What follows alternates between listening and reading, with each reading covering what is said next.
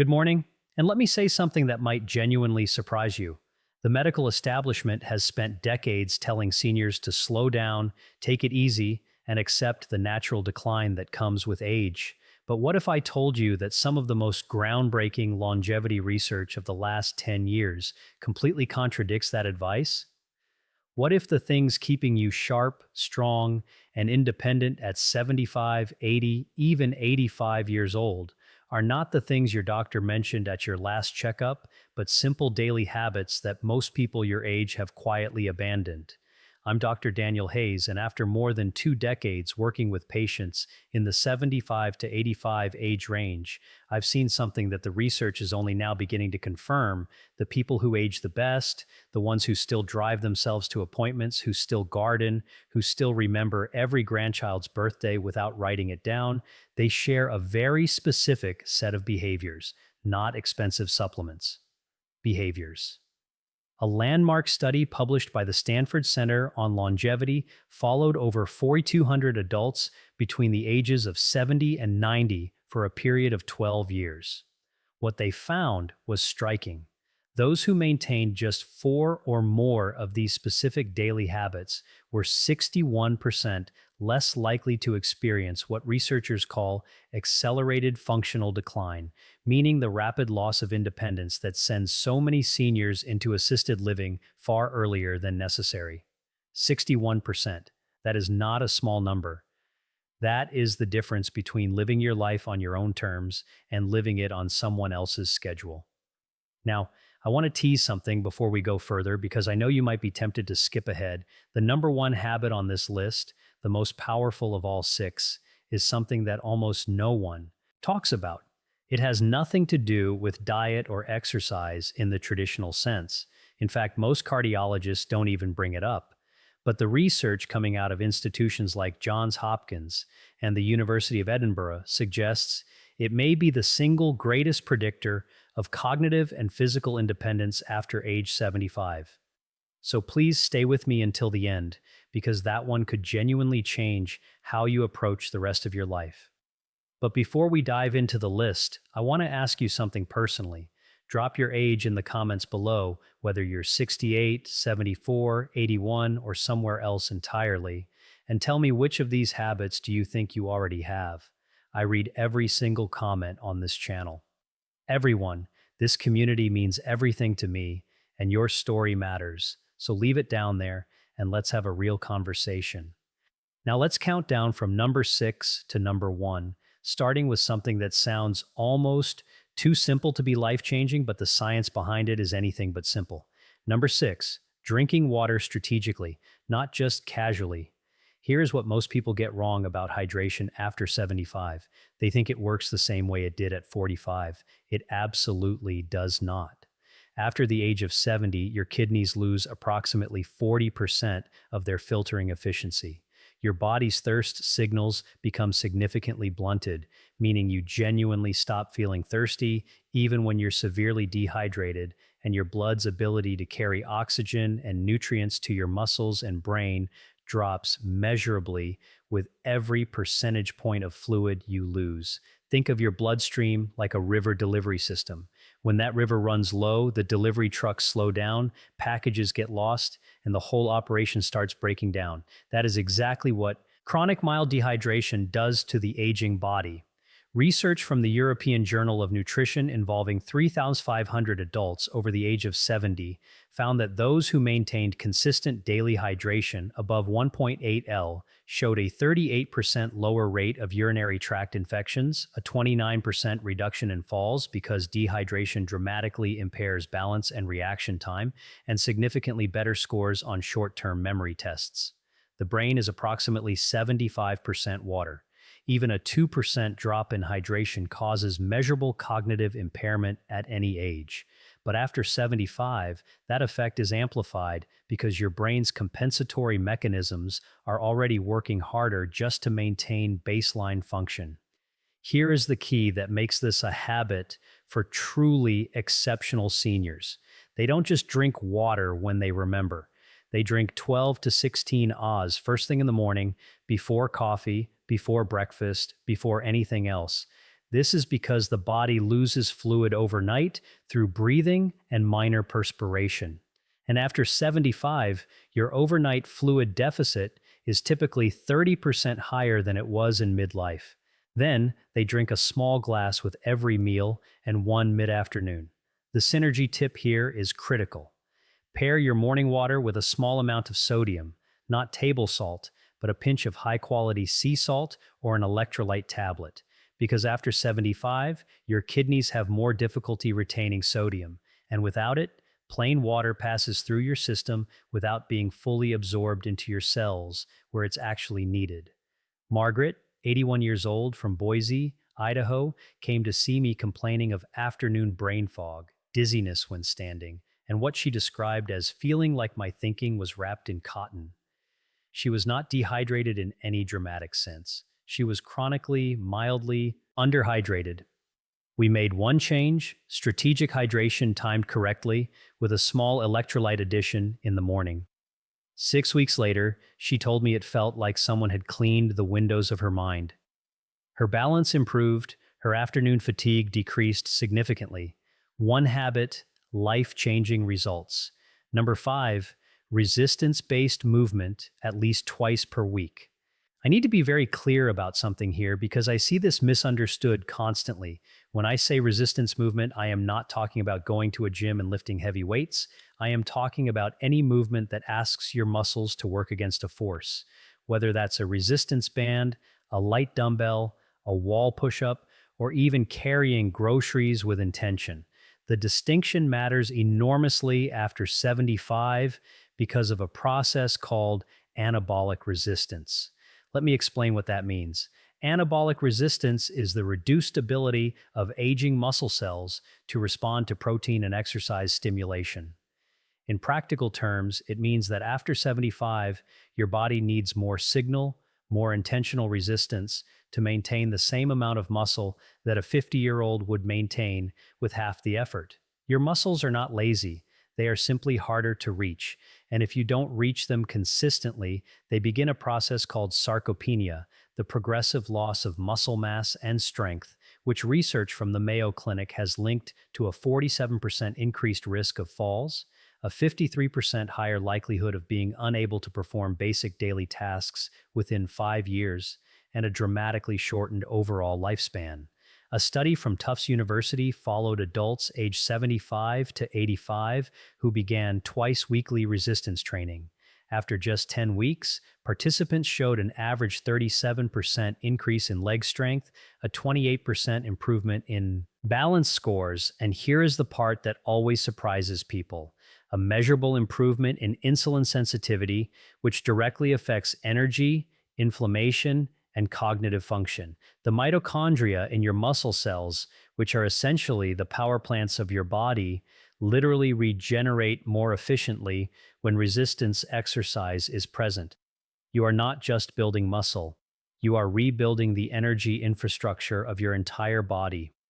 The practical prescription is simple: 2 to 3 sessions per week, 20 to 30 minutes each, focusing on the large muscle groups, legs, hips, back.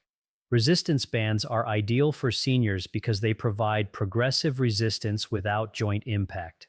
The synergy tip: perform your resistance session within 30 minutes of consuming 25 to 30 g of protein, because after 75, the anabolic window, the period during which your muscles can most efficiently absorb protein for repair, is shorter and less forgiving than in younger adults. Timing is not optional at your age. It is essential. Number 4, maintaining a consistent, purposeful sleep schedule. Before I continue, if this video is giving you value, if you're learning something you wish someone had told you years ago, please take 1 second right now and click that subscribe button. And if you know someone between 70 and 90 who deserves to hear this information, share this video with them today. I say this because this channel exists for one reason: to give seniors the science-backed truth that far too many medical appointments never have time to cover. Now back to sleep, because this one is far more complex than simply going to bed early. After the age of 75, your circadian rhythm, your body's internal 24-hour clock, begins to shift and critically weaken. your brain produces roughly 70% less melatonin than it did at age 30. Your slow wave sleep, which is the deepest and most physically restorative phase, decreases by up to 80% from what it was in your 30s. This is the phase during which human growth hormone is released, the hormone responsible for cellular repair, immune function, and muscle maintenance. And here's what most people don't realize: poor sleep after 75 is not just about feeling tired. A study from the University of California, Berkeley, found that adults over 70 with disrupted sleep patterns showed a 68% higher accumulation of amyloid plaques in the brain, the same plaques associated with Alzheimer's disease. The seniors who do this exceptionally well do not just sleep more, they sleep consistently. They go to bed within the same 30-minute window every night. They wake at the same time every morning, including weekends. They keep their bedroom cool between 65 and 68 degrees F because body temperature regulation during sleep becomes less efficient after 75. And a cooler environment supports deep sleep your brain desperately needs. They avoid screens for 60 minutes before bed, not because of blue light alone, but because mental stimulation keeps the prefrontal cortex active in ways that delay sleep onset by an average of 47 minutes in adults over 70, according to research from Harvard Medical School. The synergy tip: pair your consistent sleep schedule with 10 minutes of slow, diaphragmatic breathing before bed.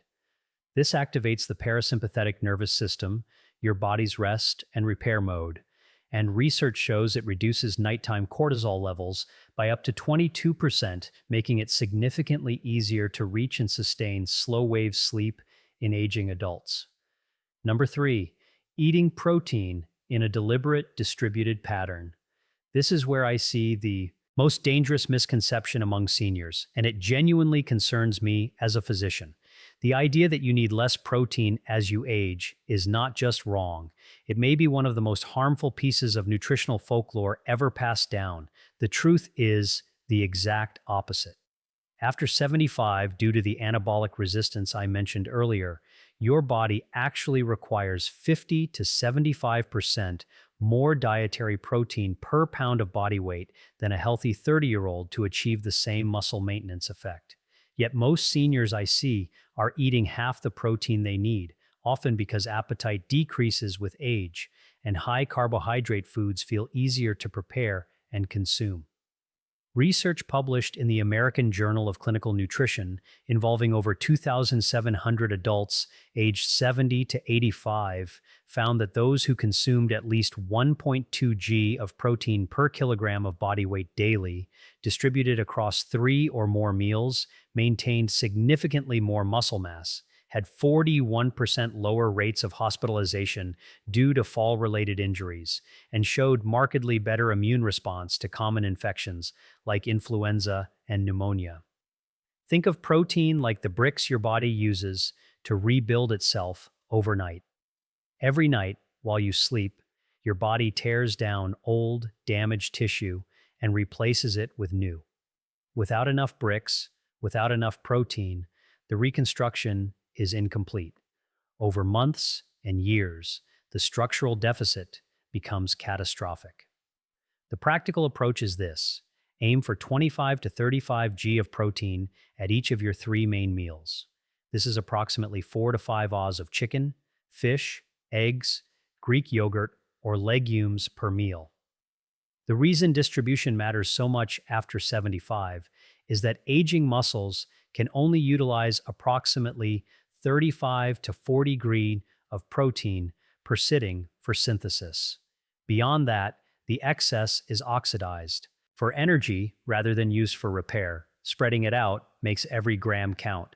James, 78 years old, from Scottsdale, Arizona, came to me after his daughter noticed he'd lost nearly 18 lb of what his previous doctor had called normal age-related weight loss.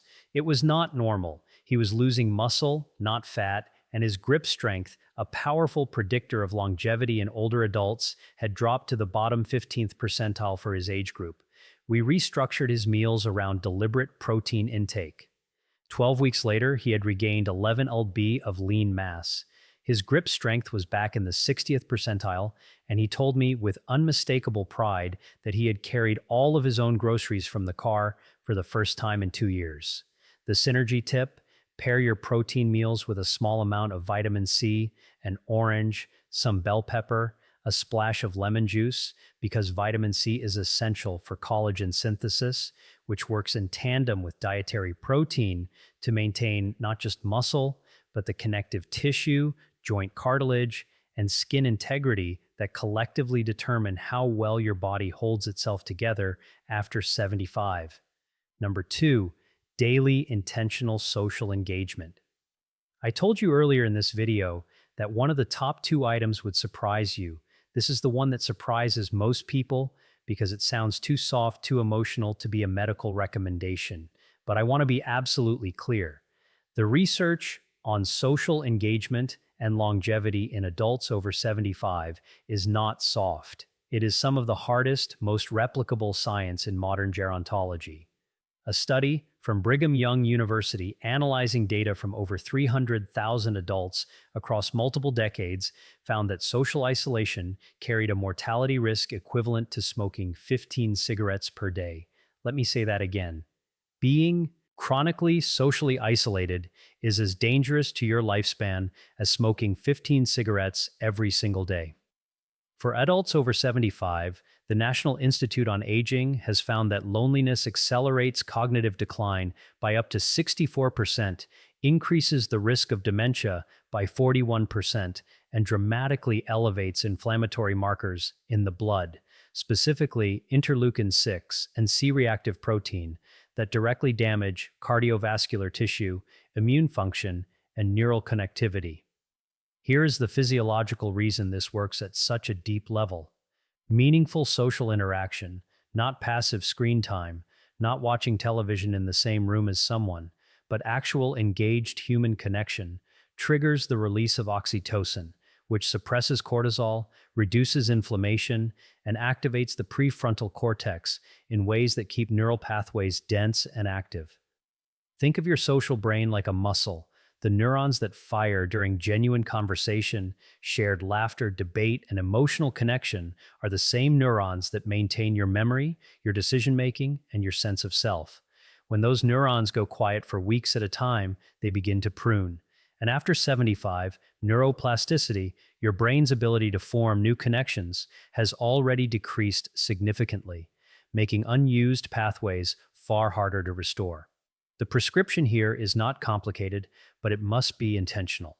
Aim for at least one meaningful in-person social interaction every single day. A phone call counts if it's genuinely engaged. A community group, a faith gathering, a walking partner, a regular lunch with a neighbor. What does not count in terms of the neurological benefit is passive social presence. You must be actively thinking, responding, laughing, disagreeing, sharing. That engagement is the stimulus that keeps your brain structurally intact. Dorothy, 83 years old from Charleston, South Carolina, lost her husband of 54 years and withdrew almost completely from social life. Her daughter brought her to see me 8 months later.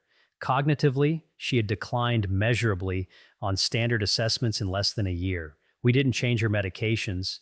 We built her a social schedule, a weekly book club, a daily 20-minute phone call with a rotating list of friends and family, and a twice-weekly volunteer shift at her local library. 8 months after that, her cognitive scores had returned to near baseline. Her inflammation markers had dropped. Her daughter told me she seemed like herself again. Social engagement is not a luxury at 75 and beyond. It is a biological necessity. The synergy tip: pair your social engagement with physical movement whenever possible. A walk with a friend, a gentle exercise class with others, gardening with a neighbor. Research from the University of British Columbia shows that combining social interaction with even light physical activity produces a synergistic effect on BDNF, brain-derived neurotrophic factor, that is significantly greater than either behavior alone. BDNF is essentially fertilizer for your brain cells. You want as much of it as possible. And now, number one, the habit that fewer than 12% of adults over 75 maintain consistently, and which Johns Hopkins researchers have called the most underutilized longevity intervention available to aging adults without a prescription. Number 1. Daily purposeful cognitive challenge, not crossword puzzles, not passive reading. Though both have value, I am talking about something more specific, more demanding, and more transformative. The daily practice of learning something genuinely new, a skill, a language, a musical instrument, a new form of creative expression that forces your brain into a state of productive discomfort. Here is why this is number 1. After the age of 75, your brain begins to preferentially rely on established neural pathways. It becomes extraordinarily efficient at doing familiar things and extraordinarily reluctant to build new ones. This is not a character flaw. It is a survival mechanism, an aging brain conserving metabolic energy by favoring the familiar. But here is the problem. This preference for the familiar is also the mechanism by which cognitive reserve is depleted. Cognitive reserve is the brain's resilience buffer, its ability to compensate for age-related structural changes and still function at a high level. Think of it like the RAM in a computer. The more cognitive reserve you have, the more damage your brain can absorb before you start experiencing symptoms of decline. Research from the University of Edinburgh's Lothian Birth Cohort study, following over 1,000 adults from their 70s into their late 80s, found that those who engaged in novel, challenging cognitive activities for at least 30 minutes per day showed a 47% slower rate of brain atrophy on MRI scans, maintained significantly better processing speed and episodic memory, and were 38% less likely to receive a dementia diagnosis over the following decade. A separate study from the Rush Memory and Aging Project found that seniors who described their daily lives as intellectually engaging showed brain function equivalent to adults 10 years younger on standardized neurological assessments. The mechanism is neuroplasticity, your brain's ability to reorganize itself by forming new neural connections. While neuroplasticity does decline with age, it never disappears entirely. The brain retains the capacity for meaningful structural change well into the 80s, but only if it is given sufficient stimulus. Novel learning is that stimulus. Learning a new language activates 5 distinct regions of the brain simultaneously and has been shown in studies from the American Academy of Neurology to delay dementia onset by an average of 4.5 years. Learning a musical instrument engages fine motor control, auditory processing, memory, and emotional regulation in a coordinated way that no other activity replicates. Even learning to cook a new cuisine from scratch because it requires reading, sequencing, sensory attention, and motor skill provides meaningful cognitive challenge. The practical approach. Choose one genuinely new skill every 3 to 4 months and spend at least 20 to 30 minutes per day actively learning it. The keyword is actively. Watching someone else play guitar on YouTube is not learning guitar. Sitting with an instrument in your hands and struggling through a chord progression is. The struggle, that productive discomfort, is where the neurological benefit lives. It is the cognitive equivalent of resistance training. The resistance is the point. Robert, 79 years old from Portland, Oregon, retired from a 40-year career as a civil engineer, and by his own description, spent the first 3 years of retirement doing very little that truly challenged his mind. He came to see me after noticing increasing difficulty recalling names and following complex conversations. His MRI showed age-appropriate changes, nothing alarming, but his cognitive reserve scores were lower than I would have liked. I gave him one prescription: pick something he had always wanted to learn and do it every day. He chose oil painting, something he had never done in his life. He was terrible at first, and he will tell you that himself. 18 months later, he had completed 23 paintings, joined a local art group, which addressed habit number 2 simultaneously, and his follow-up cognitive assessments showed improvement in 3 of 5 measured domains. Improvement, not maintenance. Improvement at 79. The synergy tip: pair your daily cognitive challenge with omega-3 fatty acid intake, specifically DHA, found in fatty fish like salmon, mackerel, and sardines, or in high-quality fish oil supplements. DHA is the primary structural fat of brain cell membranes, and research from the Framingham Heart Study shows that adults with higher DHA levels demonstrate significantly better neuroplasticity responses to cognitive training. In other words, DHA helps your brain absorb the benefit of what you're learning. It is the fertilizer beneath the seed. All scientific references for everything discussed in this video are available in the description below. I encourage you to read them, share them with your doctor, and have an informed conversation about what is right for your specific situation. Now, let me close with something I say from the heart, because I have sat across from enough patients in the 75 to 85 age range to know that this period of life is too often treated as a countdown rather than a continuation. It is not. The research I have shared with you today points to something that medicine is only beginning to fully appreciate, that the body and mind at 75, at 80, at 85 retain a remarkable stubborn capacity for resilience, not in spite of age, but in dialogue with it. The 6 habits we discussed today, strategic hydration, resistance movement, consistent sleep, deliberate protein intake, daily social connection, and purposeful cognitive challenge, are not about turning back the clock. They are about making the most extraordinary possible use of the time the clock still has. They are about carrying your own groceries, remembering your grandchildren's names, driving to your own appointments, laughing until your eyes water at dinner with someone who matters to you. That is what independence looks like. That is what quality of life means. And I promise you, I have seen it with my own eyes in patients who were told there was nothing left to optimize. It is never, ever too late to begin.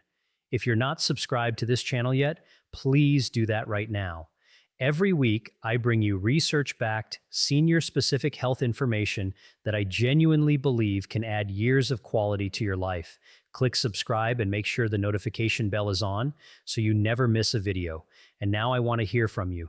Leave your age in the comments and tell me which of these 6 habits do you feel strongest in right now, and which one do you want to build? I will be reading every response. This community is one of the most engaged and thoughtful I have ever been part of, and that is entirely because of you. I'll see you in the next one. Take good care of yourself because you are worth the effort.